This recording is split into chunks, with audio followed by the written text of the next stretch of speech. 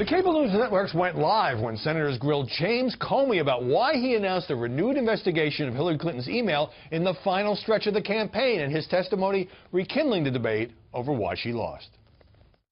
Look, this was terrible. It makes me mildly nauseous to think that we might have had some impact on the election. I don't understand how in the world the Department of Justice and James Comey, with a straight face, what did he say? He got mildly nauseous because someone accused him of interfering with a campaign. Is that the new standard, by the way, for the FBI director, mildly nauseous? Did he succeed in justifying his announcement 11 days before the 2016 election that Hillary Clinton was back under investigation by the FBI? That's a hard argument to make.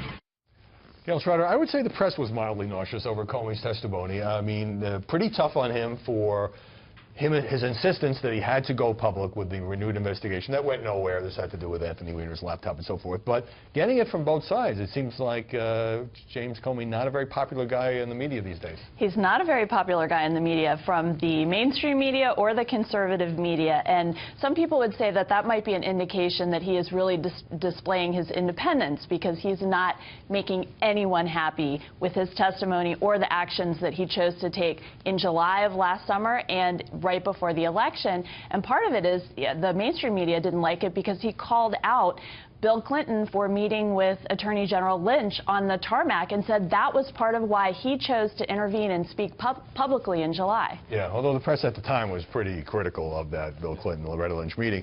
So does the coverage reflect the fact that liberals and liberal commentators are still upset about the monkey wrench that they believe James Comey threw into the campaign in the final couple weeks, and the fact that conservatives and conservative commentators are still upset that he didn't bring charges against Hillary Clinton in an email probe in the first place? I think what was going through Jim Comey's mind over the past year is one of the great unanswered questions in politics today. I think it reflects the fact that nobody understands it, and I don't think his testimony did a good job of putting it in perspective, of helping explain it.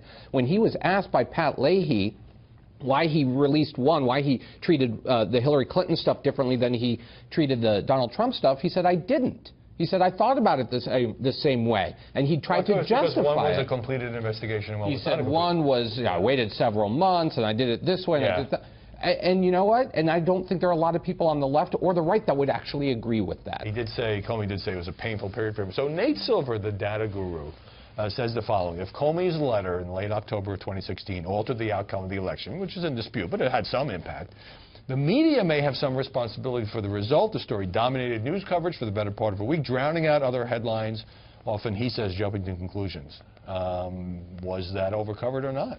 Well, no question it got huge coverage. I mean, I remember that Friday afternoon that it came out. It was breaking news banners all across cable. It dominated that last weekend. So, yeah, of course it had some impact. You can't say that it didn't. Yeah.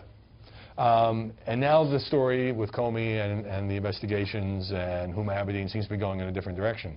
Right, the coverage is switching to the fact that this classified information was transmitted from Huma to her husband, who has had an open investigation, which drew the FBI's attention to it in the first place. So you do see this shifting from looking at Director Comey's decisions to the act of Huma and Anthony Weiner. Just briefly, so now we're all talking about Anthony Weiner, Huma Abedin, Hillary's emails, James Comey. It's like we're just, and Trump has gotten in on this as well. It's like we're still endlessly replaying this election. That we're also still talking about an open investigation at the FBI, the Department of Justice, the Senate and House Intelligence Committees about Donald Trump's campaign aides and their ties to Russia. So none of these issues seem to be going away right now. I'm just having answers. That's right. We don't have any of those answers. I'm just having a sense of deja vu. Well, listen, Comey has been indicating that he knows so much more than he's letting on, and he's not giving out any of those answers, and I think that's why he got some difficult coverage. Erin McPike, Gayle Trotter.